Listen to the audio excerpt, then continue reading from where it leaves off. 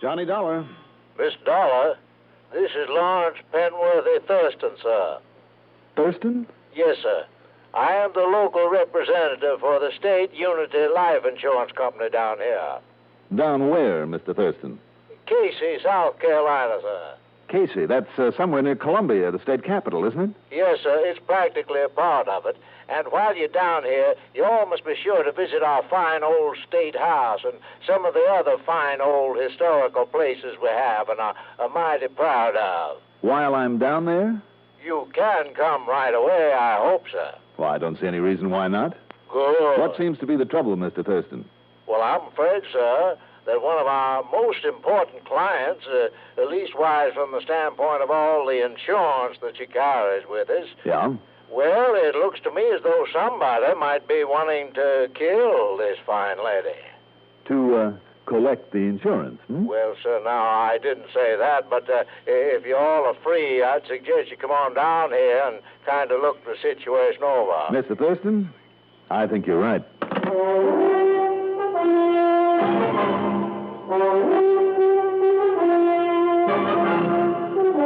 The CBS Radio Network brings you Mandel Kramer in the exciting adventures of the man with the action-packed expense account, America's fabulous freelance insurance investigator. Yours truly, Johnny Dollar.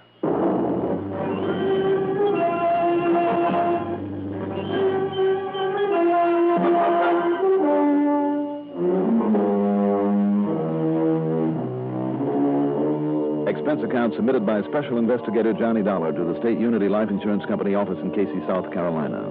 Following is an account of expenses incurred during my investigation of the all-wet matter.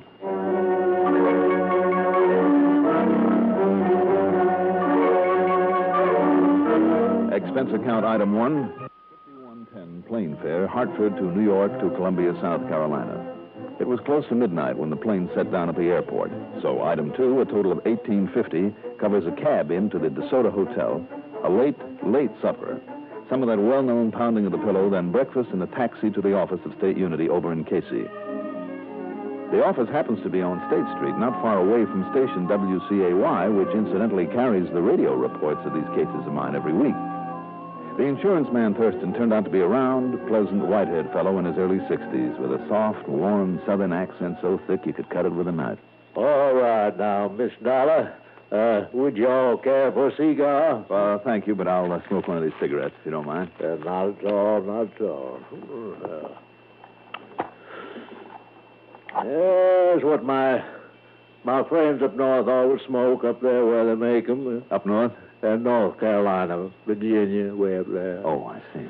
Yeah, but all right now, Miss Dollar. This client of mine is a fine lady by the name of Miss Melanie Ramsey Pembroke. And you said it looks to you. And Miss Dollar. Yes? She come from one of the finest, wealthiest old families we got around here.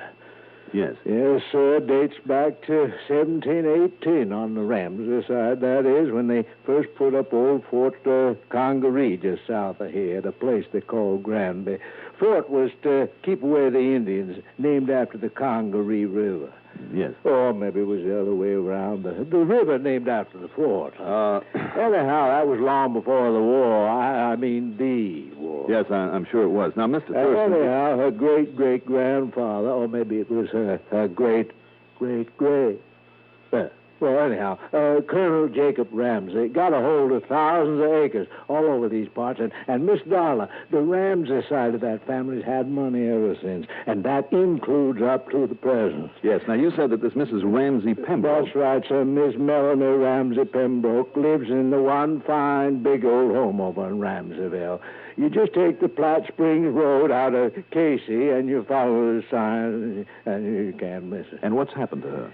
Well, Miss You said on the phone that you think somebody wants to kill her. Yes, sir, I do. Why? Because of that package she received in the mail just before I called you up in Hartford. And the reason I called you, sir, is account of Ramseyville is so small, hasn't got itself any kind of a police department. I see. What was in the package? Well, now, mind you, I didn't see it. I didn't see it for myself. All I know is what she told me on the phone before I called you. What did she say was in it? And, of course, with her young husband being away, that's Mr. Peter Pembroke. Mr. Thurston? Well, he's kind of a, sort of a traveling salesman, I Mr. guess Thurston, you call could him. you get to the point, please, about that package? Oh, yes, sir. I certainly will. All right, then. Because, Mr. Dollar, the way I figure it out, you better rent yourself a car and get yourself over there to see her just as quick as you can. The package? Well, Miss Dollar, you know what was in it? What? One of those, what you all call, one of those infernal machines. Infernal machines? I'm sorry, you mean a bomb? Yes, sir. And if I was you... Yes. All right, Mr. Thurston. I'll see you later.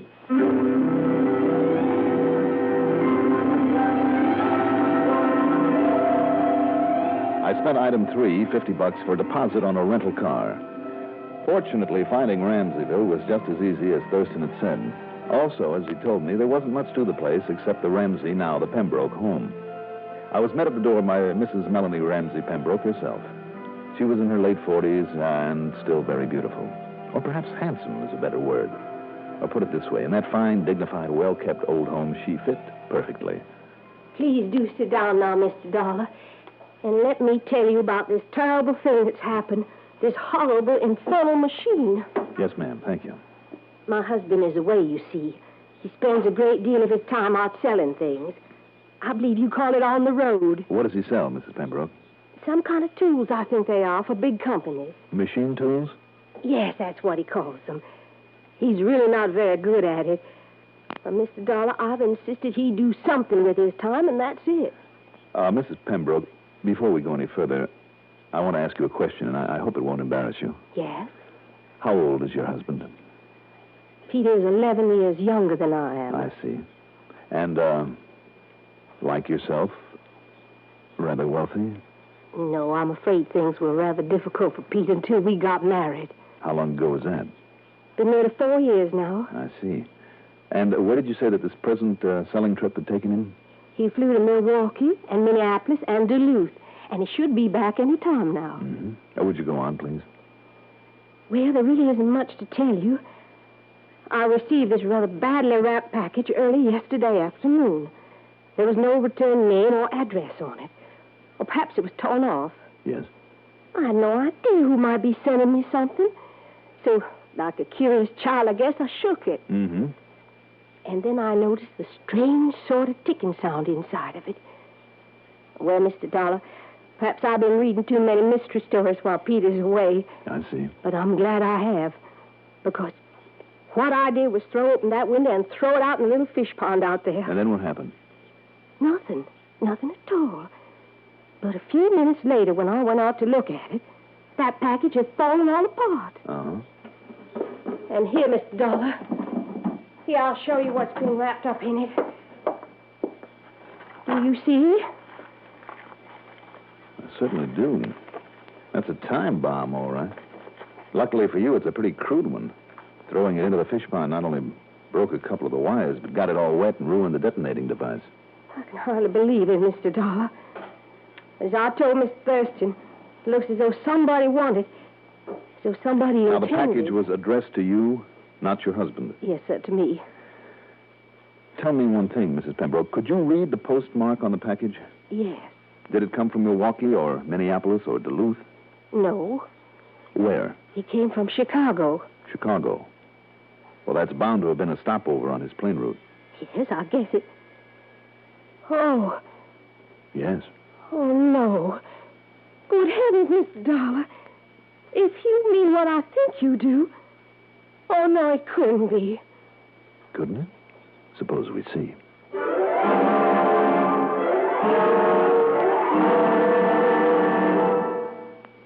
News is no respecter of broadcasting schedules. News doesn't obediently wait until it's convenient for a newscaster to talk about it. Here at the CBS Radio Network, CBS News now makes use of an innovational system called Net Alert. By the simple pressing of a button in New York Central Control, the new Net Alert system instantly cues every CBS radio station across the country that an important bulletin is coming up. Net Alert, another reason why CBS News remains the most complete news service in broadcasting today.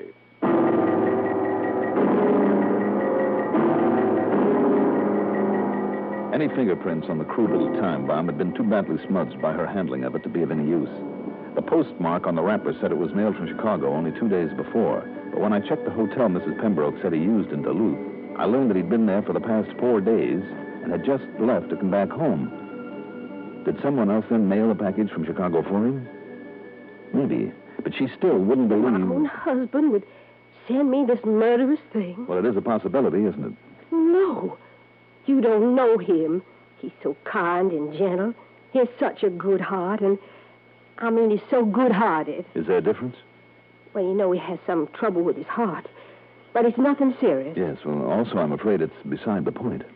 But you mustn't think that Peter did this. You mustn't. I resent this terrible thing that you're thinking. I'm sorry. If you can find out who sent me this bomb and why, very well, that's your job. But you must not, under any circumstances, not for 1 minute, suspect Peter. Will you promise me one thing, Mrs. Pembroke? Well? That you'll let me know as soon as your husband gets back here. I'll be at the DeSoto. Will you do that? If you insist. You must also promise me that you will say nothing to him, absolutely nothing about this bomb until I've had a chance to see and talk with him. Now, Mr. Dollar. Otherwise, I'll have to drop the case. Now, you don't want me to drop it, do you? When there's always the chance that something like this might happen again. Well? Well, of course not. Then I do have your word, Mrs. Pembroke? Very well, Mr. Dollar. You have my word. Thank you.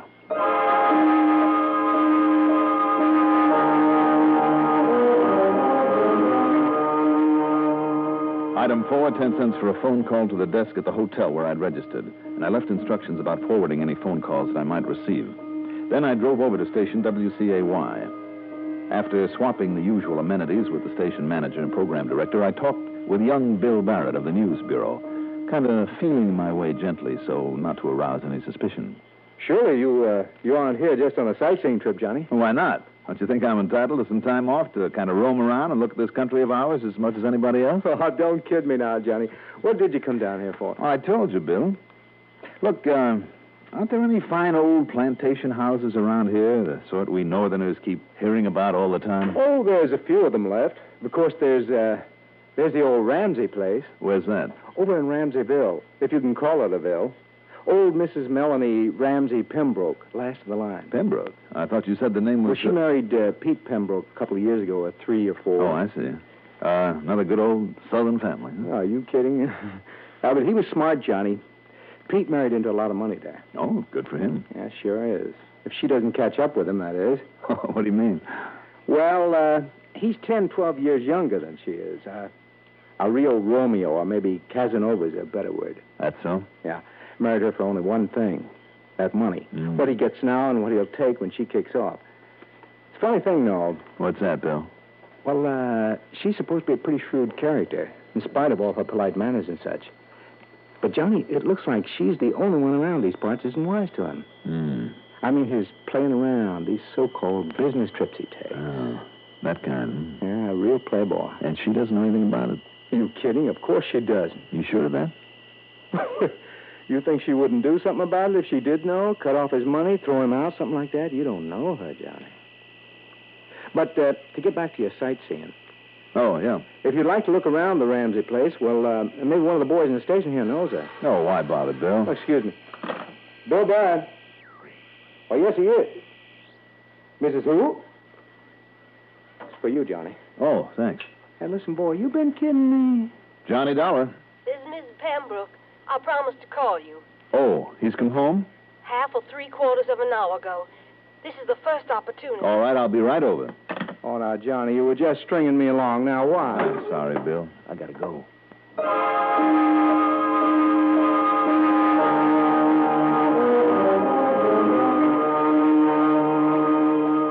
He looks so worn out and tired from his trip, Mr. Dollar. And with that heart of his... Well, he said he was just going to soak away his fatigue in a nice warm tub. I see. And, that's where he is now, Mrs. Pembroke? Yes. When he's tired, he likes nothing better than to lie there in that tub and read or listen to the radio and relax and... What's the matter? Well, it's just that he's been up there so long now, almost an hour. Well, if he was all tuckered out... You think it's good for him? All that hot water and for so long? Oh, I don't know why not. Well, I don't. I'm going to just make sure that he's all right. I'll go along if you don't mind. Did you, say anything to him about what happened? No, Mr. Dollar, I kept my word to you. Good, I'm glad you did. I still know you're entirely wrong, though. I'm sure of it. Right in here now. All right. Peter? Peter? Peter? It's locked. Peter? Peter! Would you mind just standing aside, Mrs. Pembroke? What? Oh, why did you ever? Oh, no. Peter! Peter! I'm afraid so, Mrs. Pembroke. He's dead.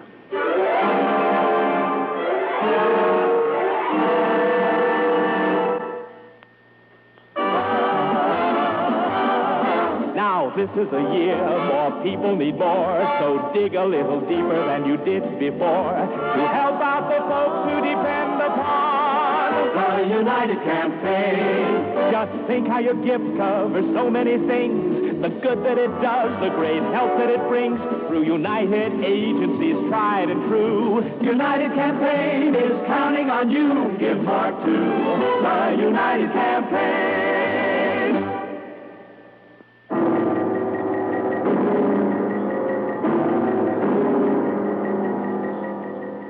The ancient family medico, Dr. Eustace Culpepper, lived only a half-mile away, and he was there in minutes.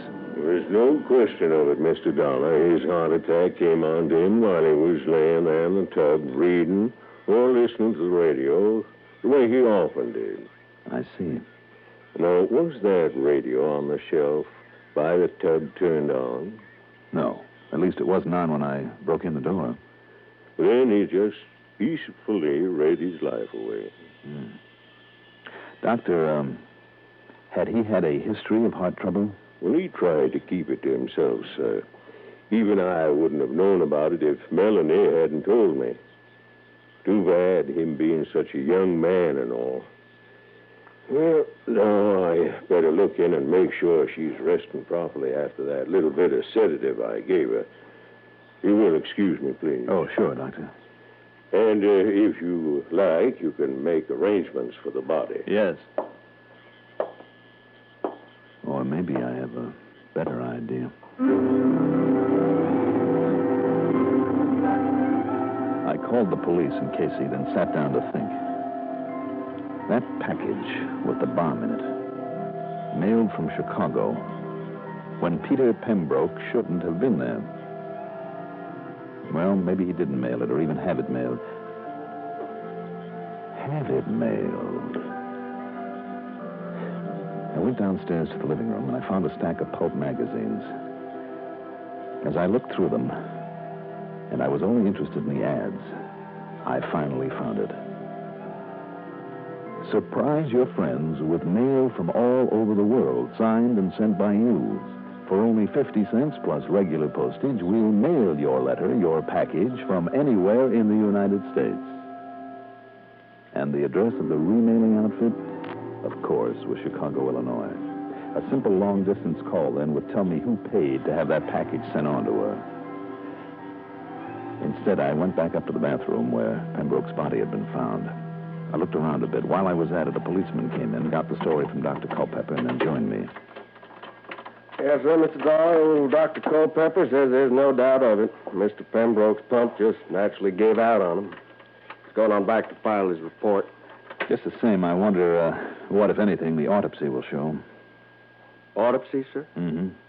Because what I think happened, officer, of course, maybe the autopsy wouldn't show it in spite of the strained, shocked look on his face as he lay here in the water. Well, just what are you getting at, sir? Well, look here, officer. Right here on the edge of this door. Yes, sir. Same level as the catch, as the bolt that was used to lock the door. Well, the doctor said that you had to break in. Yes, now just look here, will you? Now, do you know what made this mark, this little sort of a burn here? Well, I certainly don't, sir. Well, the door was locked all right, but from the outside. No, sir, the handle on that lock is on the inside. Yes, but you take a piece of string and you loop it over this little handle. It's long enough. Here, look, I'll just use the hem of a handkerchief like so. As I would a piece of string. I'll just loop it over this little handle on the lock inside, like that. See, then I just take the ends around the edge of the door here to the outside, and I pull. See? After I've locked the door, that way from the outside, I just let go one end and pull the string or whatever I've used and pull it away. Somebody came in here and killed him? Well, then left and locked the door the way you showed me, from the outside? That's right. To make it look as though he died in there alone, locked in where nobody could get to him. But the doctor said his heart. Oh, officer, that's the easiest part of all. Look here. One of the most dangerous things that could be found in a bathroom if it isn't handled properly. That little radio? Mm-hmm. Right here on this shelf above the tub, where no electrical gadget should ever be. But the cord's pulled out of the wall socket. Well, isn't that the way you'd turn it off after using it for a murder weapon to keep from shocking yourself? And look here. Look, the base of it's still wet. And the inside of it is soaking wet. And the switch still on. Mr. Dollar? Mm-hmm. He laid there in a tub of water. The killer came in, turned on the set, then shoved it off the shelf into the tub. Bad heart or good, he didn't have a chance. No wonder that look on his face. But what if he himself reached up out of the water? And then afterwards pulled out the plug and set it back on the shelf so nobody would know? You're right. You're right, sir. He was murdered. But who? The only other person here in the house with him. Because she finally realized that he'd married her only for money. And when she found out he was playing around, it was just too much for that fine old family pride. But the cover-up... Cover-up? Sending out that phony infernal machine. Infernal? To be mailed back to herself. Make it look as though he was the one with murder in mind so that nobody would ever suspect her. Great day. What you did, Mr. Dollar. What? Miss Pembroke. Too bad for both of you. Now, do you think you can shoot fast enough to get both of us? You first, Mr. Dollar. No, man! Nice work, officer. Thanks. Yes, sir. Good to think that I, a gentleman, sir, would ever strike a woman that way. Well, when it saved us both from getting shot? Well, even so. Well, don't you worry about it, old man. You'll get over it.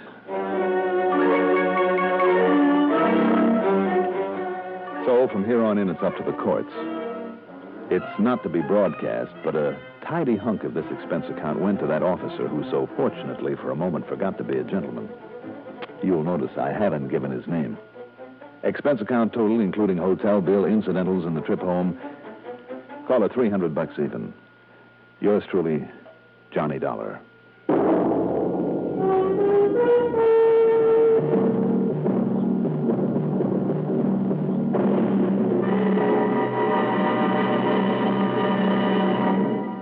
Now, here is our star to tell you about next week's story. Next week, a wild old man living in, believe it or not, an ancient castle that is complete with Chamber of Horrors.